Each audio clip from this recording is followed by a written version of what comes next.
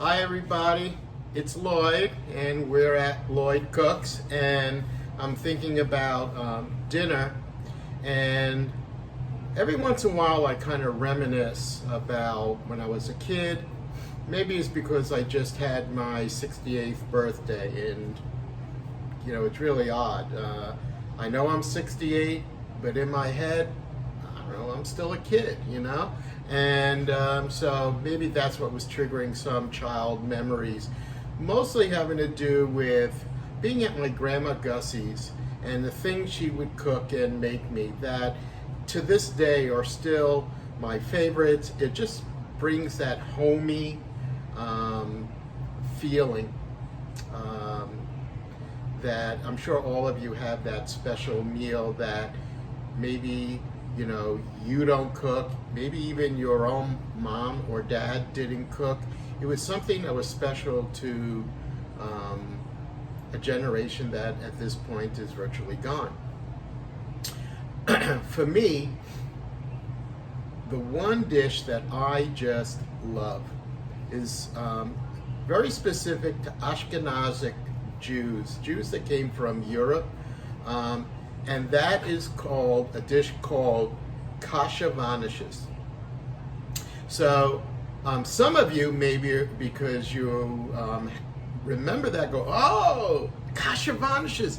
Oh yeah, I haven't had that in such a long time. And even now, as I mentioned the word, you all of a sudden all those memories and how much you love that come flooding back. Bobty and I once cooked a dinner for a new rabbi, welcome the rabbi dinner at our synagogue, and they asked us to cook the dinner. And I wanted something different, and I said, I'm going to do Kasha Varnishkes, and everyone looked at me and went, what? It's the rabbi's dinner. You can do Kasha Varnishkes? Because it is a very plain, not in taste plain, but it's a dish of the poor, and it's a peasant kind of a thing, not an upscale kind of a thing. And I went, yeah. So we went and I made it and put it out there, and we were doing it buffet style, and people would go by and they would look and go, Kasha Varnishkes, oh, I have it, and same thing, and it was the talk of the meal. So anyway, so for dinner tonight, I just been having this thing for it, and so I figured I'm going to do it, and while I'm doing it, I might as well share it with you. So let's talk about first ingredients. All right, so the first thing you have is the kasha.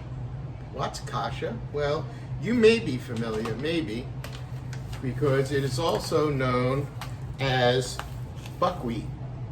All right, so if you've never seen this, it'll come either very fine milled or in the whole grain. You want the whole grain. So just so that everyone understands what I'm talking about, this is what it looks like. It is the whole nuggets of grain. All right, and I have somewhere between 3/4 to 1 cup. I go more to the cup. You know me, I want more. I love kasha, and so that's the kasha part of it. Now you need the varnishes. What is that? Well, it's a pasta, but it's for this meal. It's a very specific one, and it is the bow tie macaroni. So they look like this, very fancy schmancy bow tie. All right, and I have 1 pound. A box like this is a pound, and so I have half a pound approximately of that. If you want to make a lot of it, you can do a whole box, and in which case you would do 2 cups of this to a box. All right, so we're going to need that. So that's the Kasha Varnishkes. In the making of it, you're also going to need 1 egg, All right, and again, if you were doubling it, you would get 2 eggs, but for this, 1 egg. You're going to need either 2 regular sized onions or 1 large onion that we're going to chop up, dice. All right, so you're going to need that. You're going to need salt, you're going to need pepper, and you're going to need, now, here's the thing. In the old days, they cooked with what was called schmaltz. What's schmaltz? Now, those of you that know are going, oh, schmaltz, and you know.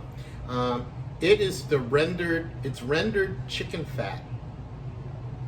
All right, and then it's just put in a jar after you render the fat out of a chicken, the skin and all that.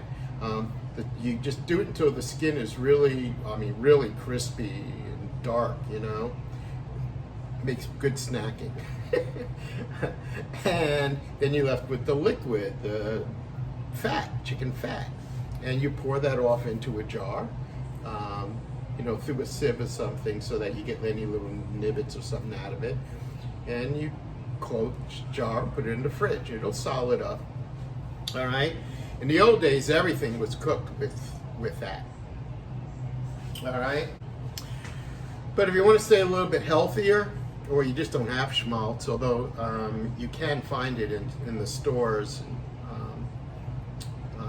definitely in a market that has a good kosher section, or a kosher market definitely has it. But if you don't want to go that way, you can substitute butter or olive oil for it, or do a mixture of butter and olive oil if you want. All right, but those are the things that you're going to need.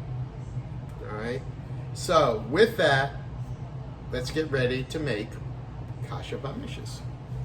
All right, so the first thing I want to do, I think, is get some of my prep work done. So that means I have an onion here that I need to cut up and dice. Again, I know I've shown this in other videos I've made, but how to do this properly, proper technique is so important. And so I think what I want to do is kind of review with you about that. So with that, first of all, remember, before we ever cut, before we use our knife, we hone our knife. All right, we put it down like this. You want it at a nice angle, about a 45-degree angle there, and do a cutting swipe. Cutting swipe.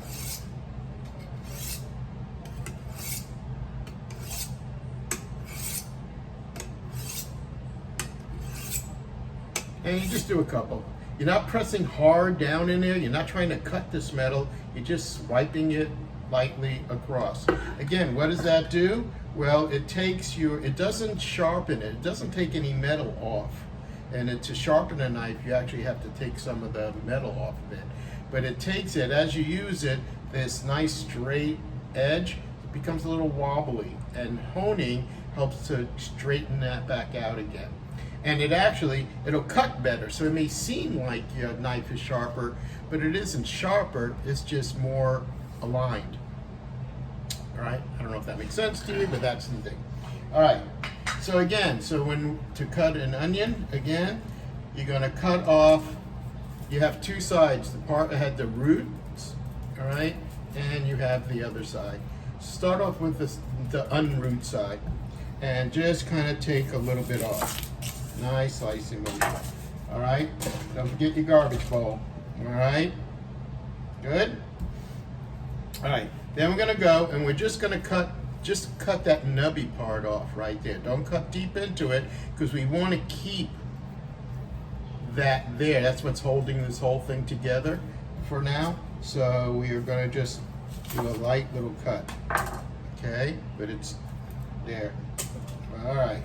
Now that you have a flat surface, which is really why we're doing all this, we then want to take it and cut in half. All right, now we have nice flat parts to it. And now, because you're going to take off the skin. Okay. So from this point, there are different techniques that you will see even on Food Network shows and cooking shows. Some have you kind of cut across it, into it a couple of times, and then make cuts going this way and then slicing. What I am finding, and more chefs now are just saying, is this cutting down into it and through it really isn't necessary. And the reason for that is because it has its own cuts already in it.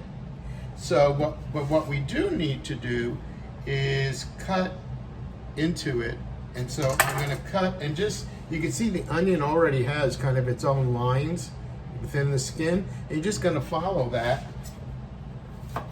Don't want to cut all the way through it, but just about to the back. All right. So this is where the roots were, back here. All right. And I'm cutting through. Remember, keep your fingers away, curled. Okay. Now, how big your dice is going to be depends on the space between your cuts. Closer together your cuts, to thinner and smaller your dice will wind up coming out as. Okay? And you want these to be fairly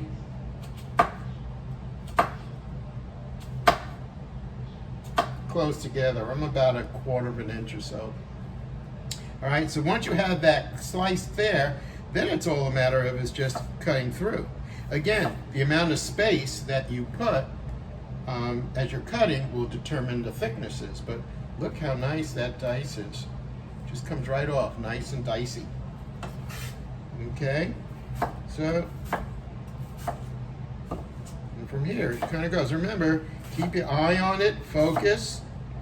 All right, I've got to tell you, most of the time, the only time I've ever cut myself is when I'm in the middle of cutting, and then Bachi goes, "Lloyd," and I turn my head away, and then it's, you know, focus is so important. All right.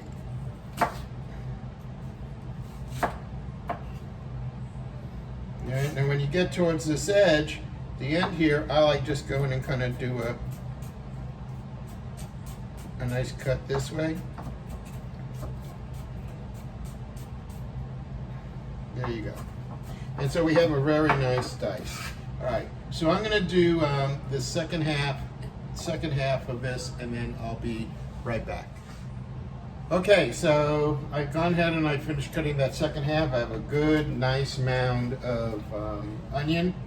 Again, these scrapers, food scrapers, they're also good for cutting up dough when you're making breads and stuff. Really something that I highly recommend. All right, just makes transferring foods like from here to my pan and all that stuff, just makes it a lot easier work to do. All right, that's a potent onion there. Okay, so all right, so now we're ready to go on to our next part, and that is that we're going to get our kasha, buckwheat. All right, and we need to kind of roast it, toast it up. You're going to do that in a frying pan that I have heating up right now over there. Okay, but before I do that, what I need is in a container, I'm going to put my buckwheat, and now I need my egg.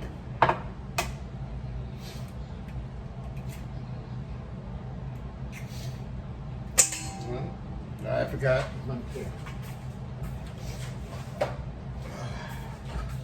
And so you beat up your egg, get it well mixed,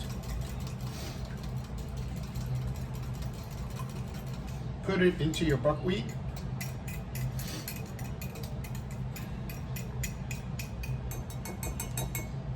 all right, along with a pinch of salt. About 1/4 teaspoon or so, not a lot. All right, and a little bit couple of grinds of pepper. Okay, and now we're going to mix this all up so that we wind up coating all of the buckwheat with the egg and the salt. You want to make sure this is nicely incorporated in there.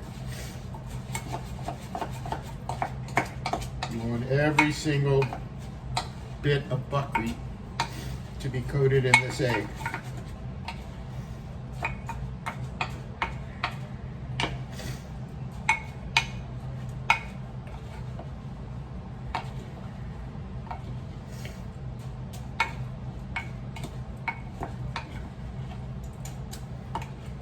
Okay, so can you see that okay? So now this whole thing is nicely, every piece of buckwheat is coated in this egg. All right, and so now we're going to take this and we're going to put it into our pan to kind of roast the buckwheat. All right. Okay, so we are ready to go ahead. Now I had my pan on the heat. It got a little bit too hot. All right, so I took it off the heat for right now.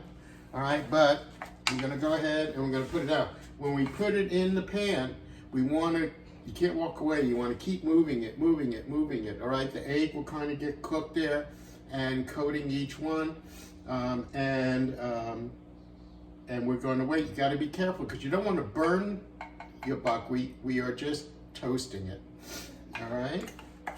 So here we go.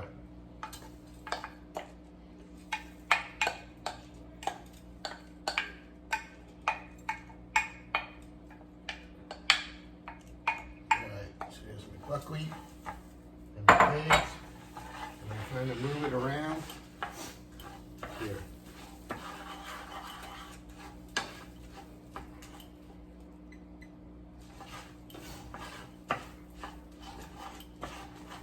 Alright, so I'm not sure you guys can see my pan as well as I'd like you to. There we go. Alright, so keep it moving. Keep an eye on it.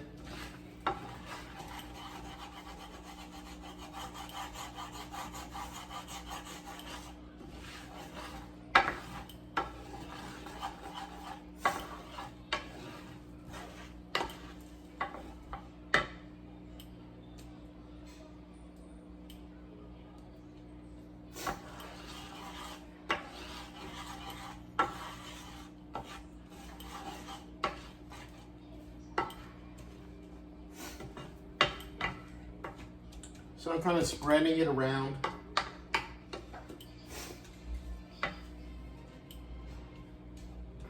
So that I can get as many of the pieces in contact with the pan as possible.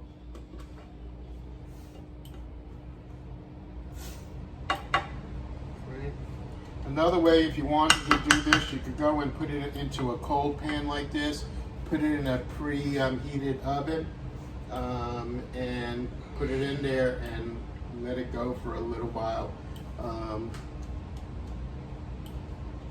But I prefer this way. Now as you watch it and you start moving it, what you're going to see is suddenly it's going to start to change color. It's going to start becoming darker.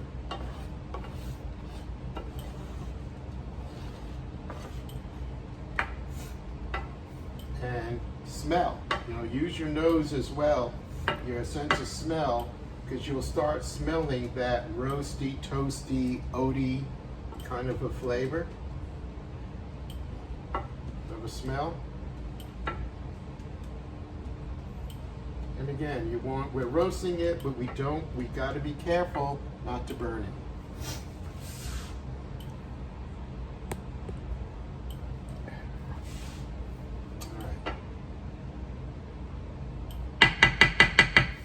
So I'm going to keep watching this and doing it, but you guys got the idea, right? So I'll come back when it's done. We'll come back. All right, so the kasha's almost there. So when I've started this, I have a tablespoon of butter in a pan, and I'm going to add to that a tablespoon of olive oil.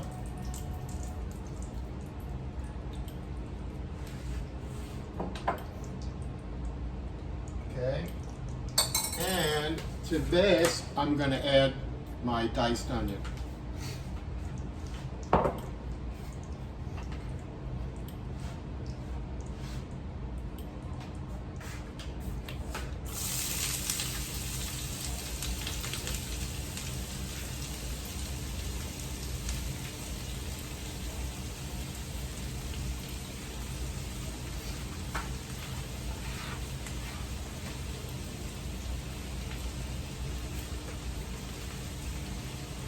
And you can see how using this makes it so much easier in getting all that onion.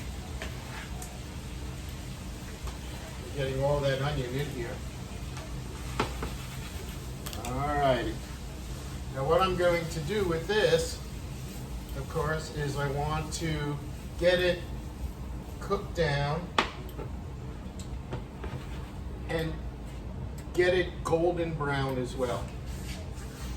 Check my kasha. Alright. Now as you're doing the kasha and you start moving it around, you'll see some of it gets into clumps. You want to break those clumps up.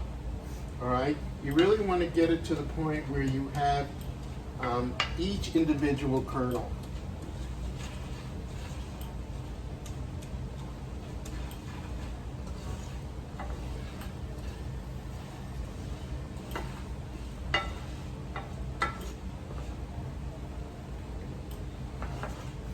So the onions you want on about a medium high,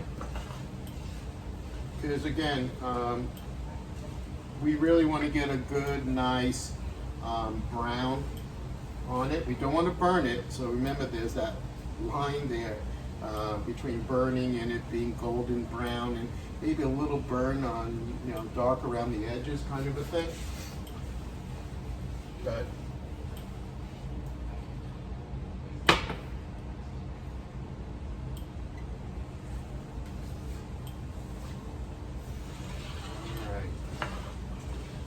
kasha, I still got a couple of clumps here that I'm breaking up with my spoon.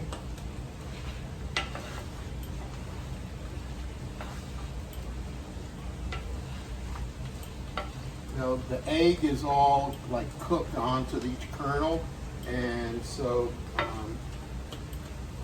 that's what causes some of the clumping is the egg, of course, but it's all there.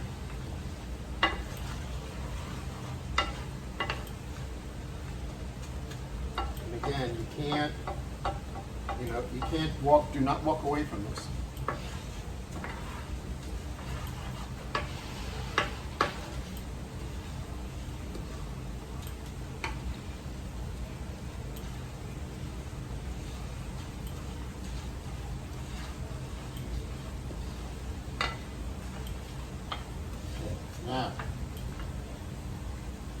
Now that I have this and it's nice golden brown and I got this going, we're going to go on to the next step. All right, so now we're ready. My kasha's nicely toasted. All right, and it's ready now to cook actually. All right, so I've cranked up the heat to about a medium high-ish, and I've got 3 cups of water. And I'm going to take this water now and put it into the pot.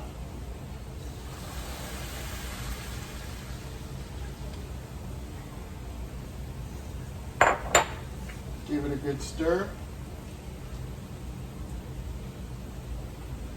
I'm going to add a little bit of salt to the water.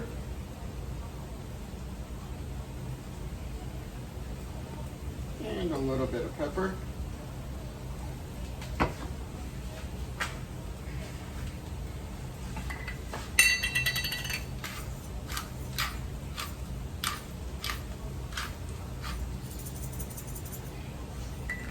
Okay. Good stir. I'm going to bring this, now up to a boil.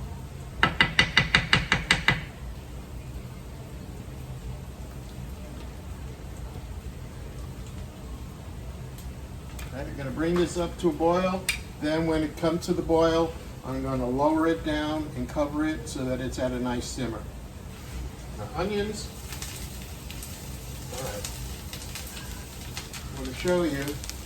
You see it's getting that nice dark, although it is getting close to almost a little bit, I might be a little bit too hot on my heat here. So I'm going to lower this down just a little bit.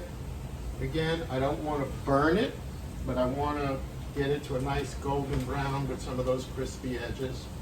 All right, you can see here now I'm coming to that boil.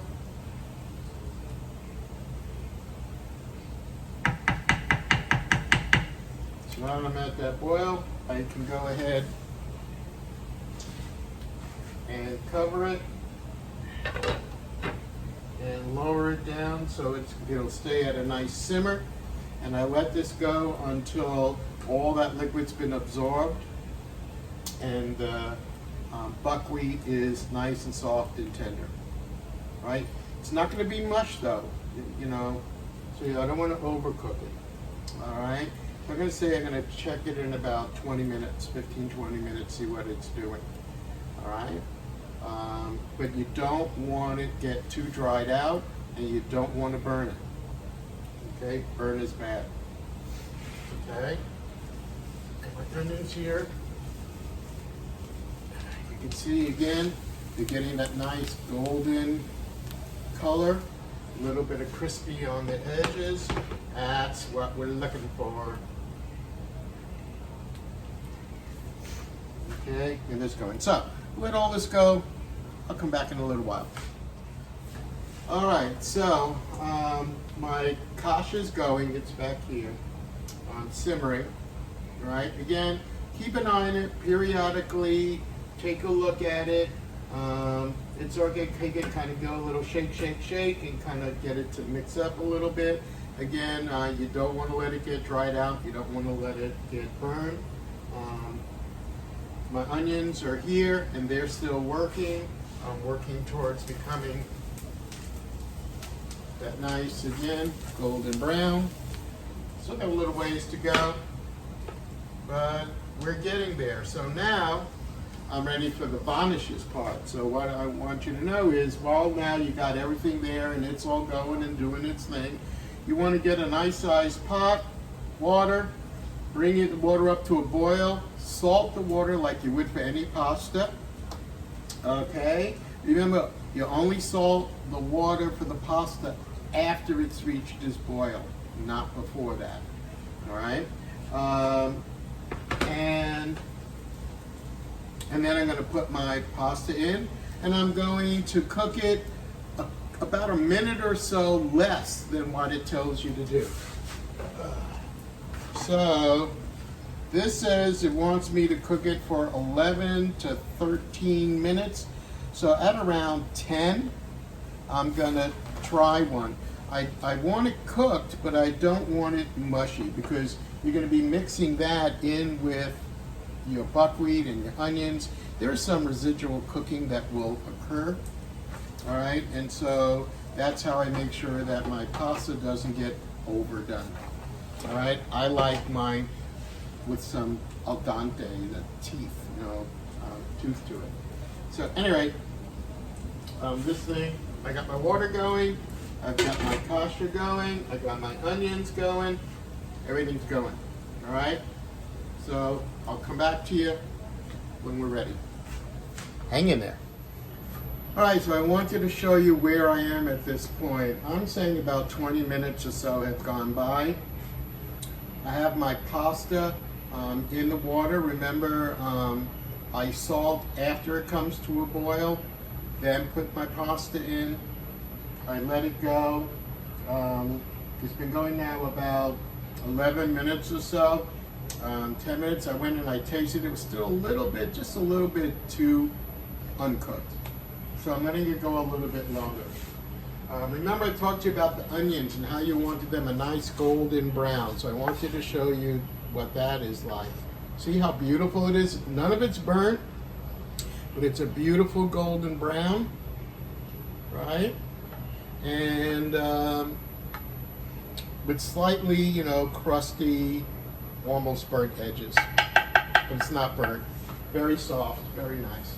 All right. My Kasha is all done. Now here's something I ran into with it. Is after I went, you know, you periodically check it to make sure it's not getting dried out and it's not burning. But what I found is that when I tested it about 20 minutes in, it was done, but I still, for some reason, I don't know why, but I had a lot of liquid still in there. So what I did was I took it to the sink and I strained out some of the water out of it, put it back in my pan, brought it back here to kind of continue cooking and get rid of any residual water that there may be. So I want you to show you, this is the finished product. It's all nice and it's fluffy. Each piece, each grain is individual. All right, there. It's not mush, it's not oatmeal. All right, each little grain, a bite in it, again, it has a little bit of resistance. It's not raw by any means. It's cooked. But that's how I like it. I don't want mush. I'm not making baby food. All right. So I have that. I have my onions. I want to check and see how my pasta, I think it's probably going to be okay at this point, but I do want to check it to make sure.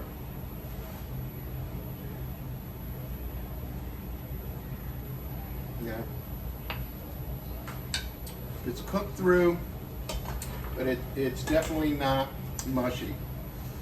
When I taste it, I know I salted my water well because it tastes good. It's just the right amount of salt. I could eat it just like that and it would be fine. All right? So, now we're ready to assemble. All right? So here's what I do. We go ahead and we drain our pasta. Turn the heat off that.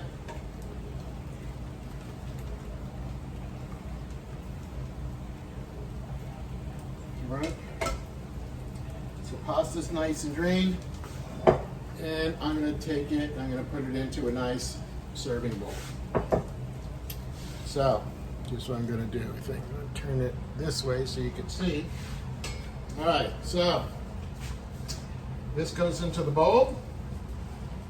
Nom, nom, nom.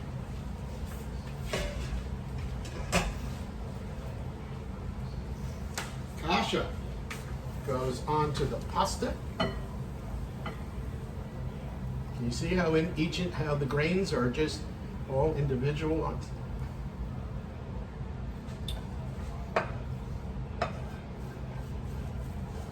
Except for that part.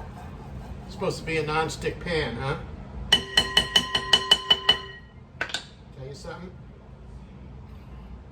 I find non-stick pans are not all that non-stick. And then the onions.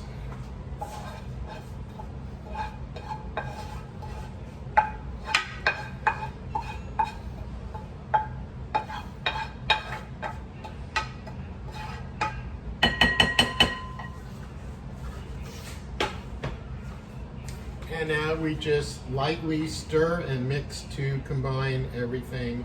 So your onions and the kasha and the pasta all get equally distributed throughout.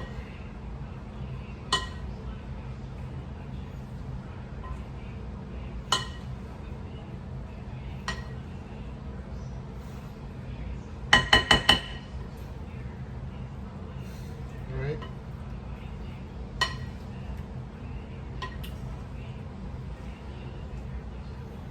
There you are.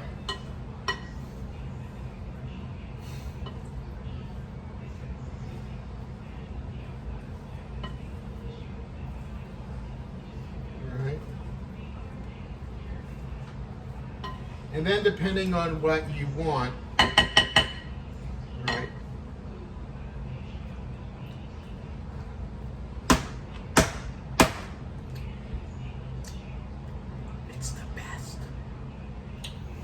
something about when the pasta and that onion and the buckwheat all mixed together along with the butter, a little bit of butter I used, and the olive oil, and that all kind of gets in there and it combines. I don't know, it's like magic. It's just so good. All right, and that's it, and you would serve it just like this. This is a great side. I'll be honest, even as a kid, just give me a bowl of this, I'm a happy man. Boy man. All right, now that's Kasha Varnishkes. Very, very traditional, like I said, Ashkenazic Jewish cuisine that my grandma made. I'll tell you a little story. I was my first year at ASU, coming from New York. I'm in my dorm and wanted something to eat, and I had an electric, cooking thing, and I made Kasha Varnishkes. It was the first thing I cooked when I got out to Arizona and in the dorm. Everyone else was, doing noodles and ramen and that kind of stuff. And all of a sudden I had hanging on my doors, and I went, yeah, and they go, what are you doing in there? We're smelling things, and it was very, very funny. At any rate, there you go, Kasha Varnishkes. Go ahead and try to make it on your own. It's really very, very easy. And let me know. If you try it, let me know how that goes for you. All right. Again, I'm Lloyd. You've been watching Lloyd Cooks, and remember, it won't be long. So keep looking out for me, because it won't be long before, again, Lloyd's cooking, and I'll share some of my other recipes. My mind has been thinking. I've had this need for, I'm in my grandma phase, I think, stuffed cabbage and borscht. All right? Both things Batia doesn't like. But every once in a while, I gotta do it. All right? So be looking out for borscht and for stuffed cabbages.